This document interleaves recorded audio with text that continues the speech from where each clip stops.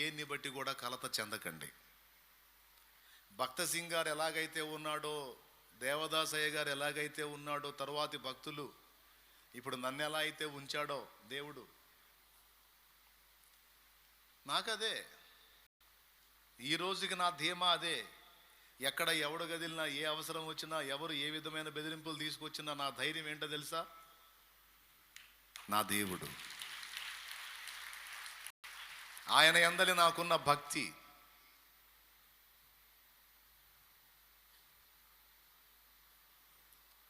కప్పిపుచ్చుకోకుండా యథార్థంగా దేవుని ముందు ఉన్నట్టు ఉన్నా. నేనేమై ఉన్నానో అది మీ ముందు చెప్పా, దేవుని ముందు కూడా చెప్పుకున్నా. దేవునికి స్తోత్రం. నా దేవుడు నమ్మదగిన వాడన్న సంగతి నాకు తెలుసు. కాబట్టి ఎలాంటి ప్రతికూలమైన పరిస్థితుల్లో గుండా నేను వచ్చినా ఆ భక్తి అనేది గొప్ప ధైర్యాన్ని ఇచ్చింది నాకు. నాకు ఎదురైన షాకులు మామూలు కాదు. కానీ ఎన్నొచ్చినా నేను ధైర్యంగా ఉండటానికి, నా వాళ్ళని ధైర్యంగా ఉంచడానికి ఆ భక్తే కారణమైంది. నేనేమి తల నెరిసిపోయిన ముసలోనేం కాదు. ఏమండి, అంత అయిపోయిందిలే పాప, అయిపోయి అంత సరుకు అంతా అయిపోయి ఇక దేవుడురా, దేవుడు నాయనా, అంతా దేవుడే అంటున్నాడని అనుకోవద్దు సుమా. 21 సంవత్సరంలో దేవుణ్ణి గుర్తుపట్టా. ఇంచుమించు 24 ఏళ్ల ప్రాయంలో సేవకొచ్చా. అప్పుడే కనెక్ట్ అయిపోయింది దేవునితో మనసు.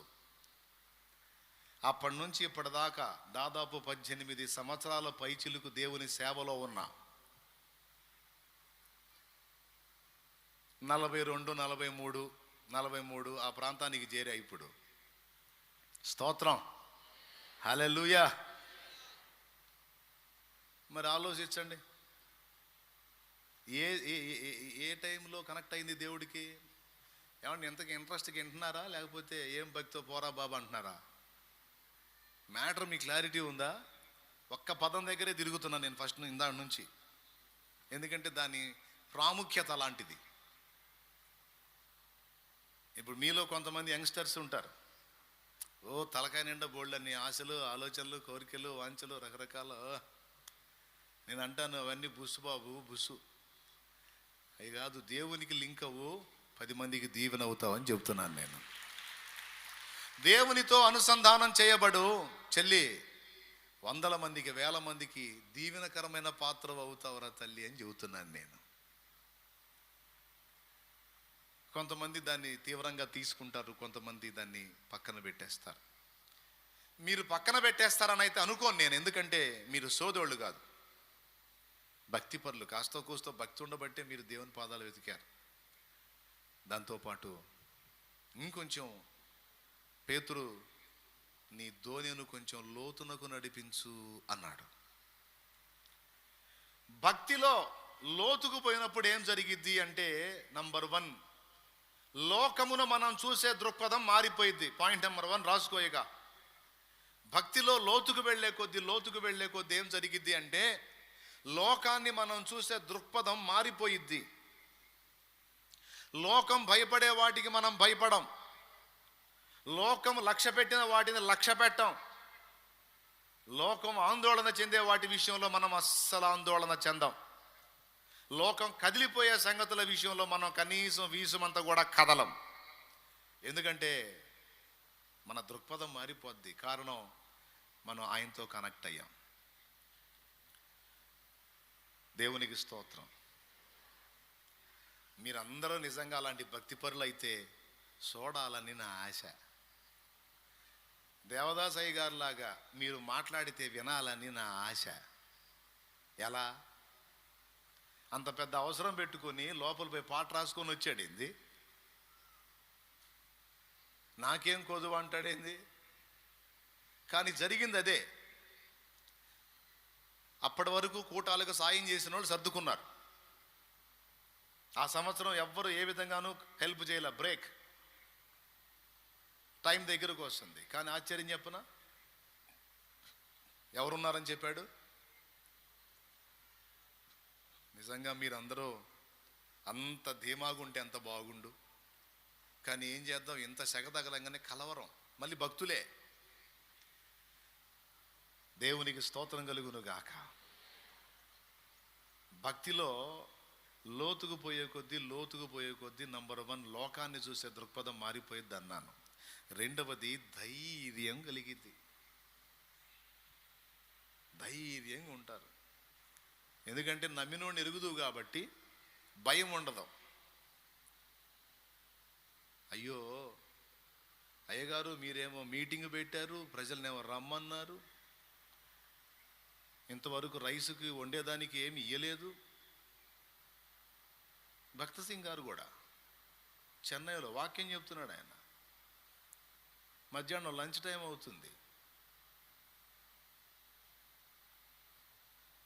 కూటం జరుగుతుంది, ఫుడ్ లేదు.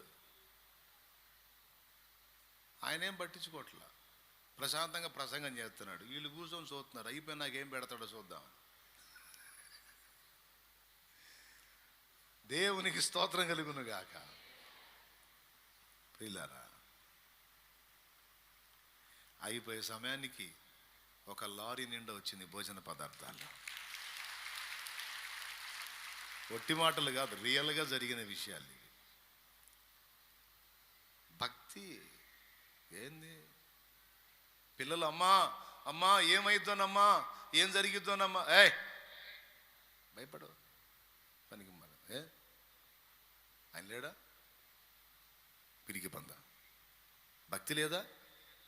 దేవుణ్ణి ప్రేమించట్లేదు నువ్వు? ఆయన తోడే లేడా నీకు?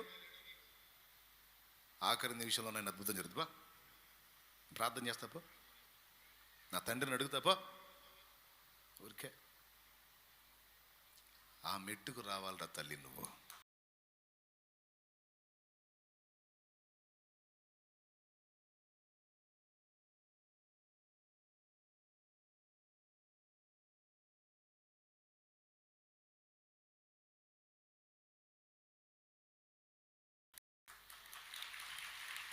ఏమైనా అర్థమవుతుందని చెప్పేది? ఏ మెట్టుకు రావాలి? పిల్లలు టెన్షన్ పడితే భక్తి పరులైన తల్లులు, అమ్మా అమ్మ నాకు ఈ బలహీనతగా ఉంది, నాకు ఇబ్బంది, నూనె తీసుకునిరా, కళ్ళమై. ప్రేమ కలిగిన తండ్రి, నీ బిడ్డ ఎందుకు కనికరపోడు? ఎలీషా అంతే చేశాడండి. అయ్యా దైవజనుడా, కొంపలు అంటుకుపోయినాయి, అయ్యా మన మన మన గుడారం చుట్టూ, మన ఊరు చుట్టూ సిరియన్ల దండొచ్చి దిగింది. అయ్యో అమ్మో, నువ్వు పోతావు సరే, నన్ను కూడా కాజేస్తారుగా దైవజనుడా, నన్ను కూడా కాజేస్తారుగా దైవజనుడా. వాడి టెన్షన్ లోపల, వాడి ఫీలింగ్ అది. అరవా ఏంది అరవాకు, మామూలుగా లేరు చూడు, బయటకు పోయి చూడు, నీకు మామూలుగా ఉండదు చూడు. ఎలీషా అన్నాడు, ఏం సైన్యం రా వాళ్ళ సైన్యం, వారికంటే ఎక్కువ సహాయం మన కలదుపా అన్నాడు. ఎక్కువ సాయమా? ఒక్కడున్నాడు మన పక్షంగా, నువ్వను నేను. ఎవడున్నాడు మన పక్షాన? సారా ఏందయ్య గారు రా చెప్పండి. కళ్ళు యెహోవా వీడు చూచున్నట్లు, నీవు నాకు ఇచ్చినటువంటి రక్షణ ప్రాకారం వీడు చూచున్నట్లు వీని కళ్ళు తెరవజేయి, వీని కళ్ళు తెరువు అన్నాడు. అప్పుడు కనపడింది వాడికి, సిరియన్లో దండు కనపడుతుంది. వాళ్ళందరికీ పైన వరదూసిన ఖడ్గాలు చేత పట్టుకొని అగ్ని, రథములు, పర్వతం, గుర్రాలు, రౌతులు, పరలోక సైన్యం దిగుంది. వామ్మో వీళ్ళెవరు? వాళ్ళేరా మన పక్షాన ఉన్నోళ్ళు, వాళ్ళే మన పక్షాన ఉన్నోళ్ళు. పరిచర్య చేస్తున్న బుద్ధి లేకుండా, మళ్ళీ బుద్ధి లేకుండా ఇంత దడోడివి ఏమి ఎట్టరా నువ్వు? ఆయన ఎరగవంటరా నువ్వు? ఆయన ఎరగవా? ఏమనుకుంటున్నారు ఆయన అంటే? సైన్యములకు అధిపత్యగు యెహోవారా, సైన్యములకు అధిపత్యగు యెహోవా. ఆయన పేరే సైన్యములకు అధిపత్యగు యెహోవా. అదిగో చూపిస్తున్నాడు చూడు. మనకి ఎక్కువ దండు ఉంది చూడని చూపిస్తున్నాడు. చూడు,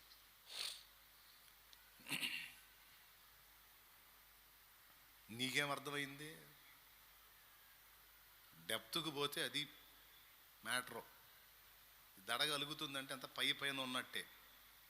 నీ పిల్లలు భయపడుతూ పరిగెత్తుకుంటా వస్తే, తల్లి ఇదిగో నీ స్పందన అలా ఉండాలి, ఎందుకంటే నువ్వు ఆయన ఎరుగుదువు కాబట్టి. అమ్మా నాకు ఈ సమస్య అంటే, ఏయ్ భయపడవా మమ్మే, ఇంత ధైర్యం ఎక్కడిదే నీకు? అసలు ఏంటి అంత తేలిగ్గా మాట్లాడతావు ఏంటంటే, నా దేవుడే నా ధైర్యం రా, నా దేవుడే నా ధైర్యం. డాడీ ఇంత ధైర్యం ఏంటి డాడీ నీకు? అసలు ఏంది లెక్క చేయవేంది డాడీ? ఎందుకు లెక్క చేస్తారా? నా దేవుడు రా నా ధైర్యం, నా దేవుడు. ఆయన అసమాన సూర్యుడు రా, ఆయన బలమైన బాహువులు కలిగిన వాడు. ఆయన వాక్కు పలికితే చాలు మొత్తం తారుమారు అయిపోయిందివా. ఇక్కడ కూర్చున్న ప్రతి పురుషుడు అట్టి వాడై ఉంటే ఎంత బాగుండు. తన కుటుంబాన్ని అలాగా, తన సహచరులను అలాగా ప్రోత్సహించువాడైతే ఎంత బాగుండు, ఎంత బాగుండు. అంత భక్తిపరులైతే, భక్తిలో లోతుకు వెళ్ళే కొద్దీ ఓ చెప్పసఖ్యము కానీ ధైర్యం, భయము పరార్, ధైర్యం ఏర్పడిద్ది. మొదటిది. రెండవది, విశ్రాంతి దొరుకుతుంది. విశ్రాంతి అంటే ఏంటో తెలుసా? భయము లేని స్థితే విశ్రాంతి. అది ఏ స్థితి? భయము లేని స్థితే విశ్రాంతి. మూడవది, సిగ్గును లక్ష్య పెట్టడు.